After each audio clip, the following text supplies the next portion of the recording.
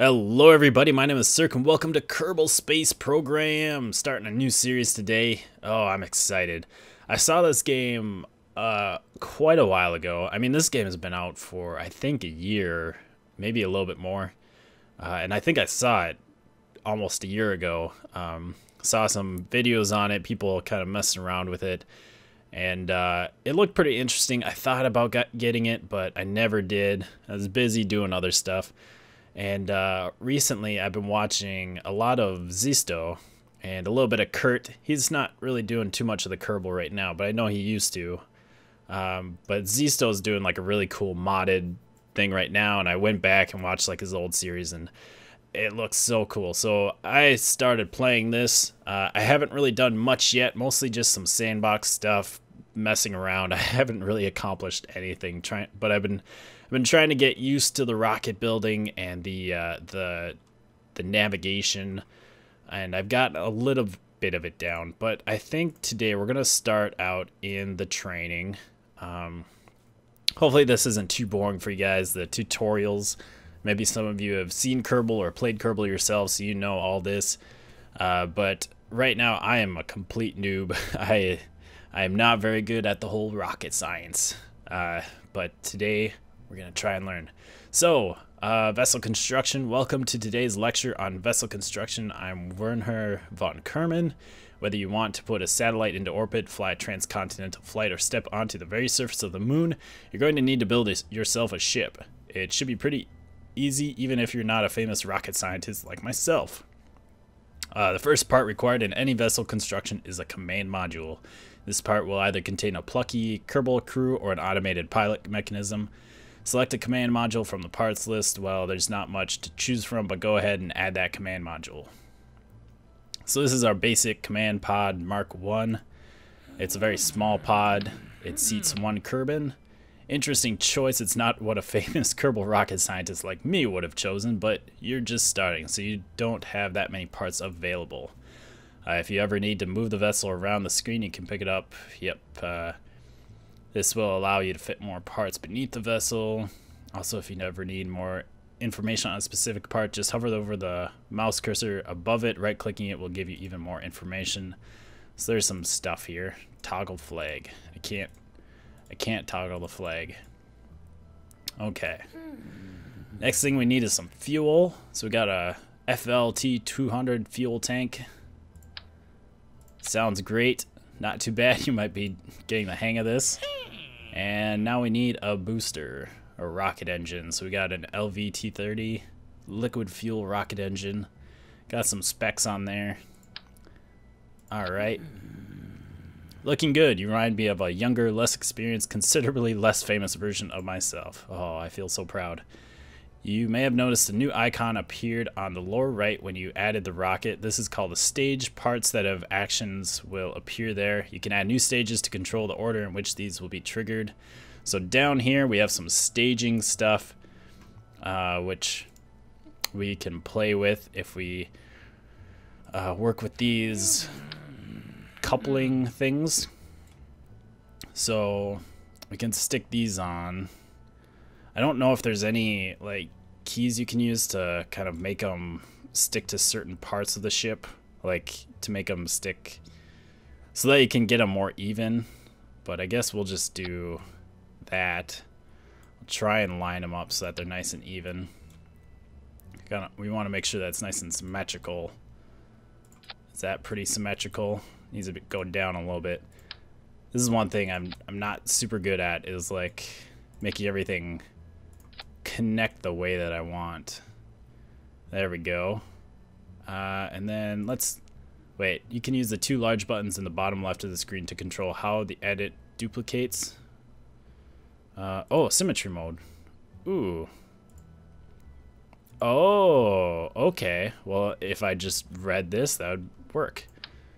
Oh, ooh, that's nice. Let's bring that. Actually, let's delete that. Okay. Well, that's nice and new. Something I did not know. So there we go. Now I got 4 rockets on there.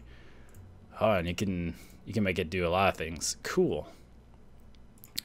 So Your ship looks interesting. If you want to modify the order in which parts are activated during flight, you can click and drag. Yep, that's talking about how you can move the staging stuff. If you want to see the centers of mass, lift, or thrust, you can use the 3 small buttons that's down here. So there's our center of mass. Center of thrust. Very good. So obviously if we want it to go nice and straight, we're going to want center of thrust and center of mass to be there. And I'm sure like the distance between that ball and that ball is going to determine how stable it is and how easy it is to control. So it looks like our time is almost up. I have to go give yet another science briefing to the world's media. I've been pointing out that you have very little parts and you should start researching to get more of them. If you don't know how to do this, come join me on the science tutorial. Alright, sounds good. So now we got a whole bunch of parts actually. And we're going to need something attached to these decouplers, otherwise they don't really matter. So let's go over to propulsion. And let's just use the same tank for... Actually, maybe we should use these things. Those things are giant. Let's use... No, not that thing. That thing is also giant. Let's just use the same tank. Oh, yes. And it actually adds them. Oh, that is cool. I really wish I knew that a long time ago. So let's do that. Let's just make basically the same thing. So if we alt-click on the booster, it'll just clone it. And then let's get some, let's see, which one was it? Standard? Nope, that's too small. There's this one. There we go. There's a rocket. So good. And then we can change the staging. Oh, it even groups the decouplers when you put them together. So it goes from bottom to top. So we want these 4 boosters. Oh, that just took them out of a group. We want those to be down at the bottom, and we want all of these up here. There we go. Actually, that can go to 3. Come on. There we go. That should be good. So now it will fire the thrusters, and then it will decouple them, and then it'll fire the middle thruster. So I think we're good on that. I'm not going to title this one. I'm not very good at titling things. I'll try and title my rockets in the future. But right now, we're just going to go ahead and play around with this. So here we are at the launch pad. And we got some controls. Let's see. Okay, we can turn RCS and SAS. I don't know what those stand for, but they help you control the rocket. I know SAS, basically, if you move the rocket in any direction, it'll kind of keep it in there instead of wobbling around. So that's pretty nice.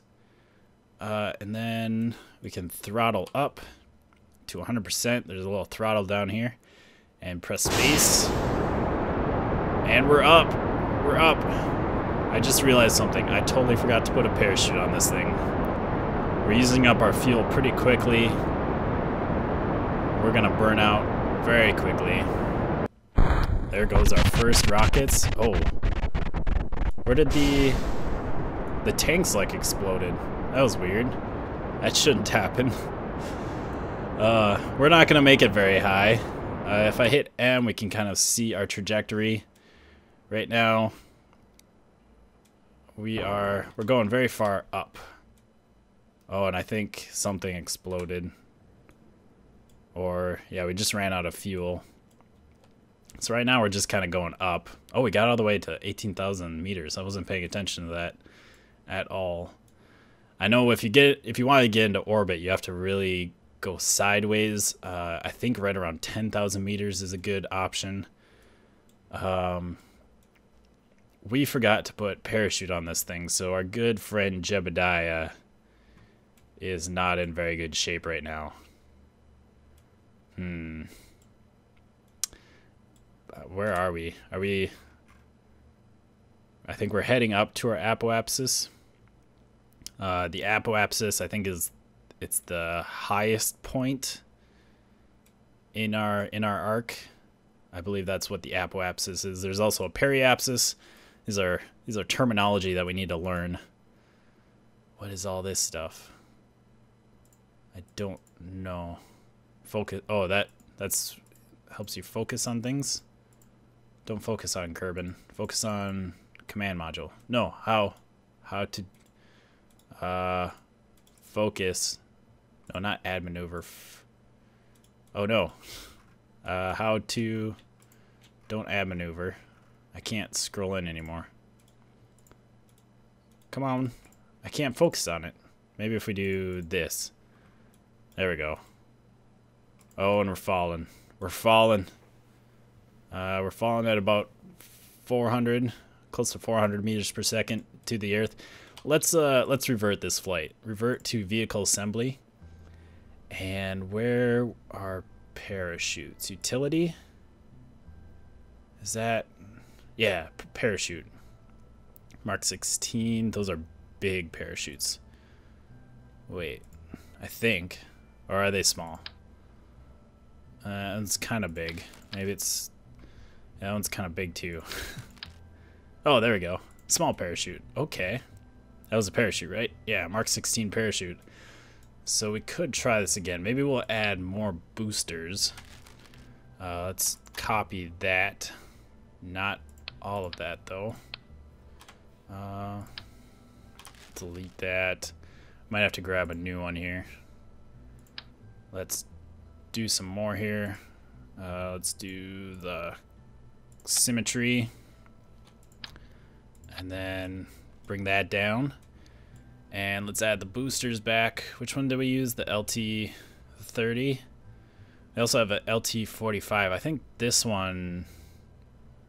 Yeah, this one has like a gimbaling. The thruster can kind of rotate a bit or turn a bit, which helps you move. Maybe we'll put those on. All right. There's our new rocket. Is our staging all correct? Parachute we want to be in the top. So we want to move this thruster down. We could actually try to get to orbit with this ship. I think it might be possible. It should be possible. Because I mean, if we had turned on that one, we might have gotten close to an orbit on that one. So everything's good to go. We can fire or throttle up our rockets. Fire. So we're going up. We can rotate the ship. We can yaw. I don't remember what the what the terms are. You can make it go kind of tilt forward, tilt to the side. Let's turn SAS on. Let's go up a little bit farther. Let's turn RCS on too.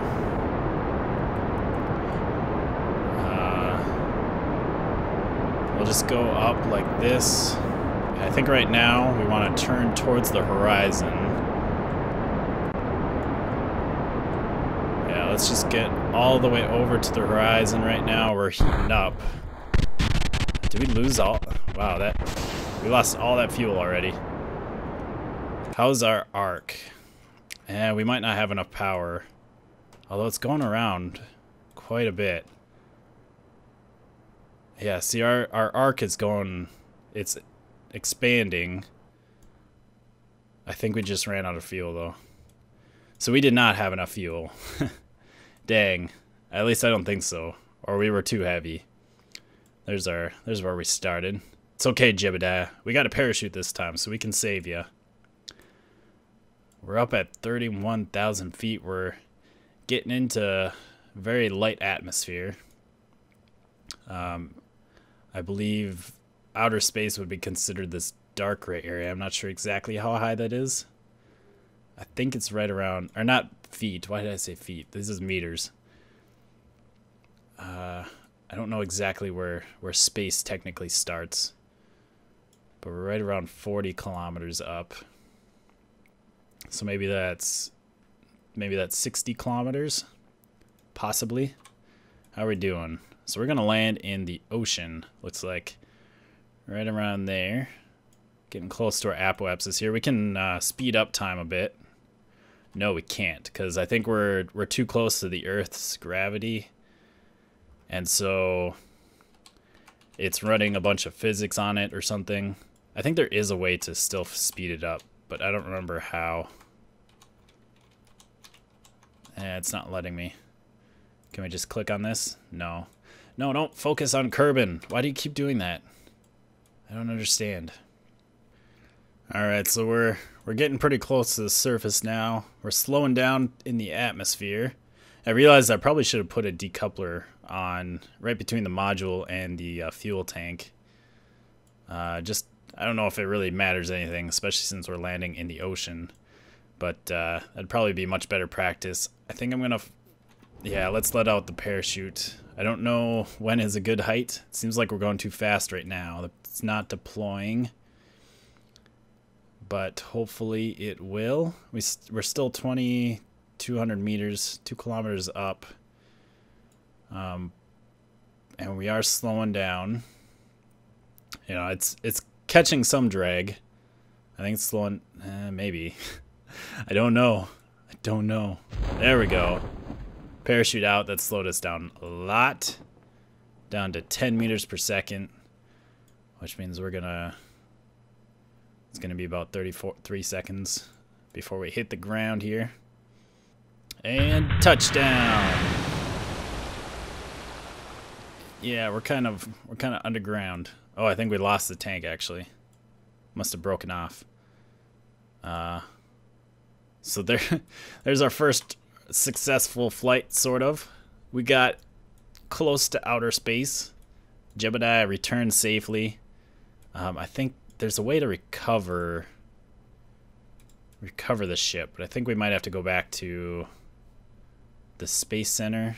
So we'd go, oh, end scenario. Yes, let's end this scenario. Wait, no. Oh yeah, because we were doing training. That's right. So it doesn't matter if we was there anything else in the construction basics? Alright, so it looks like that was it for construction basics. So maybe we'll do flight basics, although I think I got the hang of the flight. I got science basics. Orbiting might be a good one to look at. Okay, it looks like we're in space right now. We're in orbit right now. What is our periapsis? 74.9. It's like jiggling, but it looks like it's still staying around the same. I thought we were maybe decaying or something, but we are not. I don't think we're low enough for that. All right, so Orbiting 101, Gene Kerman. Welcome to the Orbiting 101 training program. I'm Gene Kerman, and I'm going to teach you the basics of orbiting. I assume you've already done the basic flight tutorials and are now ready to learn how to get around in space. If you haven't done them, well, I hope you know what you're doing. Let's get started. This is the map view. Here you can see your ship's position and its current trajectory around the planet. Use the mouse to look around and see your orbit from different angles. Also, hovering over the icons on the map will display more information. Close the map when you're ready. Press the M key so we can proceed. I did. There we go. That's an interesting looking ship. What are those? Those are just nose cones, I think. That's some sort of... Is that a fuel tank? I don't even know. I don't recognize, like, that part. Interesting. Okay. So there's our ship. That must be landing gear right there. I don't know what that is. Maybe those are fuel, monopropellant tanks. I don't know a lot of the parts. Like I said, I've been playing around a little bit, but not a whole lot. Okay, good. Let's get practical now. I trust you already know your basic spacecraft controls up here.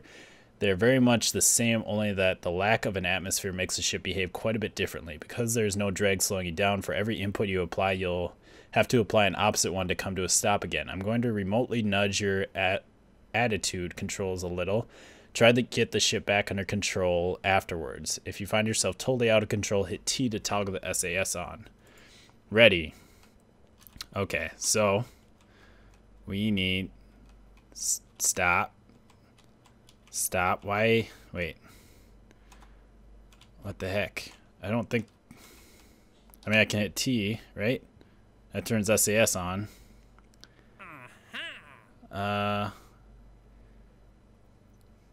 Master it and you will be well on your way to becoming an expert. You can try this again if you want or press next. I'm having a little trouble, like which way is which. So yeah, that's... I'm pressing the W key. That makes it go that way.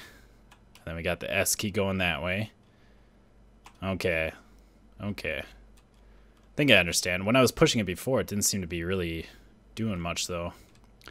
Alright, so let's... I think I kind of get that. Okay, now let's have a look at the nav ball when you've probably seen the symbols on it when you were spinning around. Here's what they mean. So that one's prograde vector. It points towards your velocity vector. So that is... that's not the prograde, that's the retrograde. That's pointing away from where we are traveling. So we are traveling that way, right there. And then retrograde is on the opposite side of the ball. That's where we are heading from, right there. Oh shoot, overwent. Prograde waypoint vector, it points towards the current waypoint. So if we have a waypoint selected, I don't know if we do we? Do we have a target selected? Retrograde waypoint points away from your current waypoint.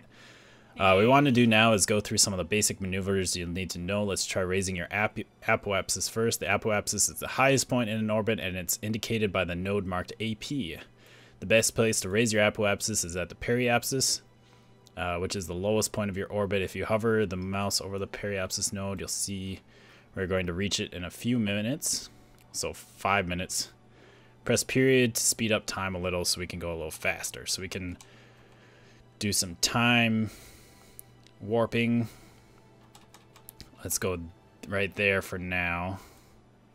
Okay, time is now passing 1 time faster. You control time warp. Yep. This time I'll put us back to normal time just before we reach the periapsis.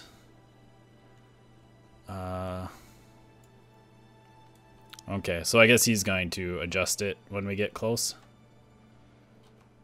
There we go. Okay. Good. Time to do a burn. Turn the ship to face the prograde.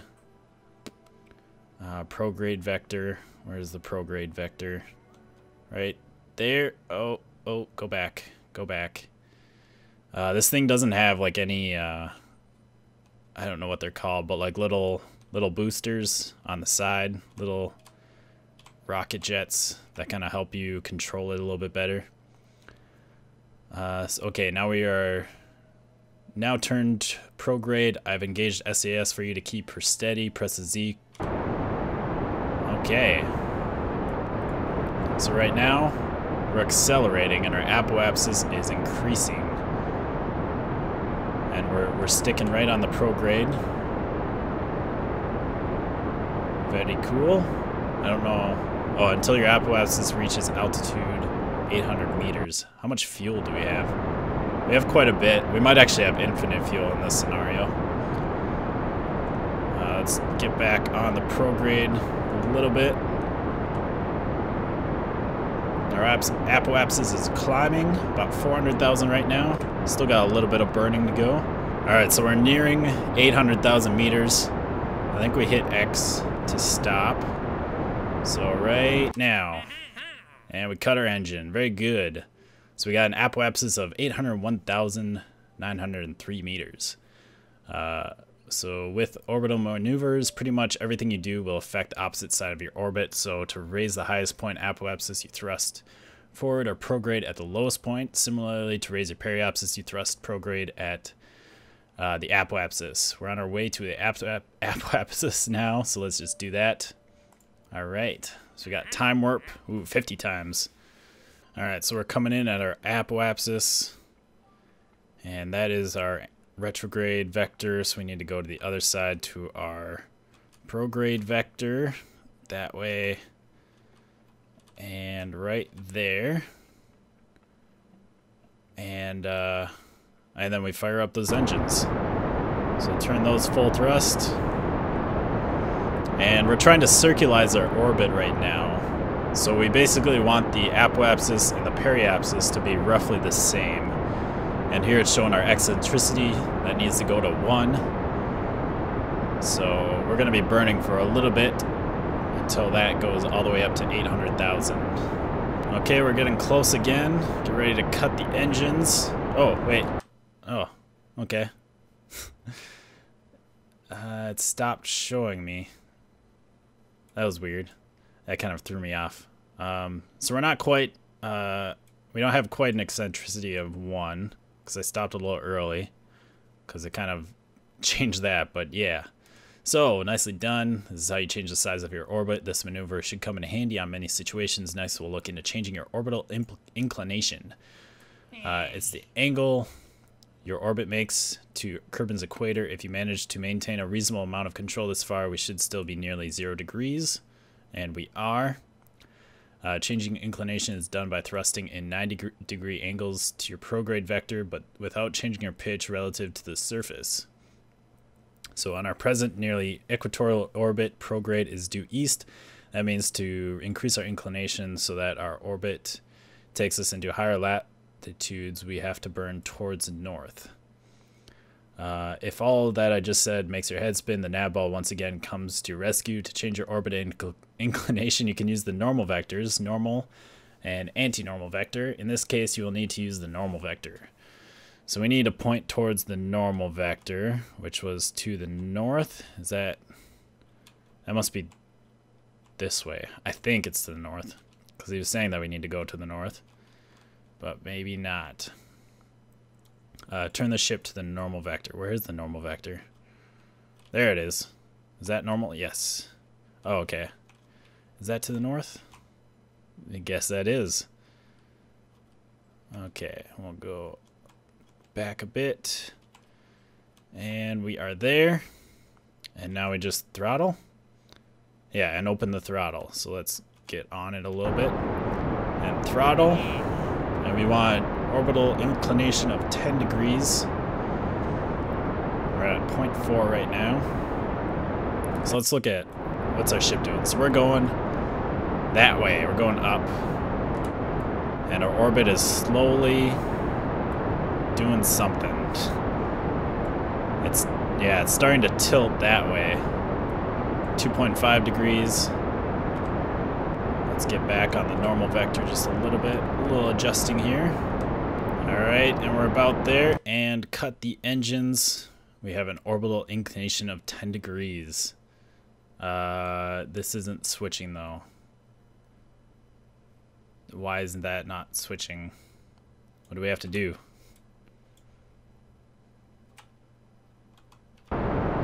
There we go. Okay, I guess we had to go just over 10 degrees. I don't know. This thing is weird.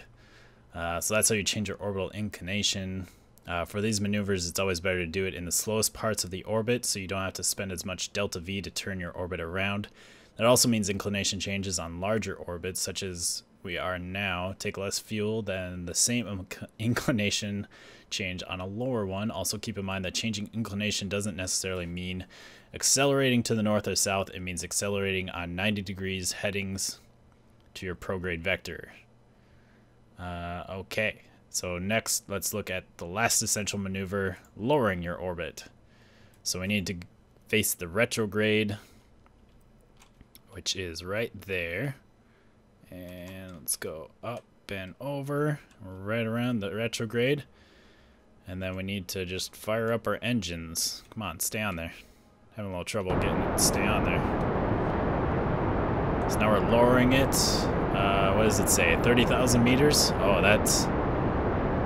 Okay. So we're going to be burning for a little while again.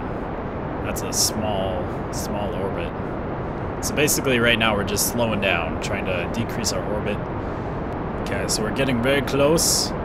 And stop. It's pretty close. Let's shift, or let's throttle up just a little bit more. And there we go. That's it. You're now on your way back. 30,000 meters is low enough to be in the atmosphere, so you're now on a re-entry course to Kerbin. Once we're below 60,000 meters, the atmosphere will start slowing the ship down so that it won't have enough velocity to rise back up again. So yes, 60,000 or 60 kilometers is about where the atmosphere ends. That's where space begins. We got our periapsis down to about 29,994 meters. This is the end of our lesson now. You can continue doing maneuvers on your own or wait for PRAPSIS to do a re-entry and land. Don't forget to decouple the capsule and deploy the parachutes. So maybe we'll do that real quick. We'll speed up time. Get over to our periapsis. Whoa. And I think it automatically... Yeah, so right now we're doing, if we speed up anymore, we're doing physics warps, which means that we're close to like a planet or the Earth. We're getting into the atmosphere, and it has to do lots of calculations, and if we speed it up, it might kind of screw up those calculations, I think, is kind of the general gist of it. So we're getting close to the atmosphere. Yeah, we're going into the atmosphere right now. And we should be slowing down just a little bit. Yeah, our apoapsis is starting to decrease. And eventually it will decrease so that our trajectory is right onto the surface. All right, there you can see our line is going into the Earth right now.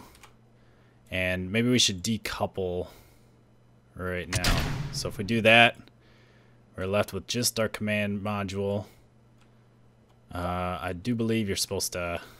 The heat shield is kind of on the bottom of the module, so we want to point that towards our retrograde. Possibly a little bit lower, but I don't think it really matters right now. I don't know if Kerbal Space Program really has anything... Like, I don't know if you can really burn up in the atmosphere unless you install some mods to do it. But looks like our heat shield is working pretty well right now. If it does help, it's absorbing all the heat there as we enter the atmosphere. Very good. Oh man, it turns. It's like it's so stable to turn right now, especially with the SAS on, just because of the atmosphere. You have that resistance of the atmosphere pushing at you. Look at that heat up. You could fry an egg on there. You could fry metal on there. Nice iron ingot, maybe. All right. So where are we going to land? I don't know if this is... I mean, it's shrinking. It looks like we're going to land on the land. I just realized, didn't we have landing gear on that thing? Although maybe landing gear isn't a good thing on here. I thought I remembered seeing landing gear on there, but it's like it kind of had us... It had us jettison that with all the rockets and stuff. And honestly, I'm not entirely sure how to lower the landing gear. I don't know. Hopefully we don't kill our three pilots here. Bill, Jebediah, and Bob. And I still don't know when a good time to jettison the parachute is, or open the parachute. I mean, last time we did it, it didn't really do anything until we were down about 2 kilometers.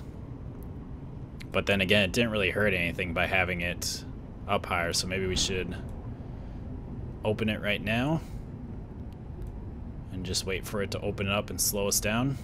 I'll try and keep us nice and level with our direction of descent. Landing out in the desert today. You can see the moon out there. There goes our parachute. So yeah, that opened right around 900 meters. I don't know if it... I mean, I think it depends on the speed, but I'm not entirely sure. So we should come in for a nice sort of soft-ish landing. 8.3 meters per second. I don't know how fast that actually is, like in miles per hour. Which is the frame of reference that I would know. All right, and touchdown. Oh, we're not at sea level. We're quite a bit higher than sea level. So there we go. I think we can... IVA, what is that? There's a way to open up, or like let these guys get out. Crew report, toggle torque, control from here. No. There's a crew hatch. Where's the crew hatch? Crew hatch. There we go. EVA. Doesn't let me do it. The EVA is evacuate, I think. And you can actually have your Kerbals get out. I don't know what's going on. But anyways, that is all we're going to do today. A lot of tutorial stuff, just kind of getting the basics. Maybe next time we will start just playing around with rockets, try and get something up into orbit.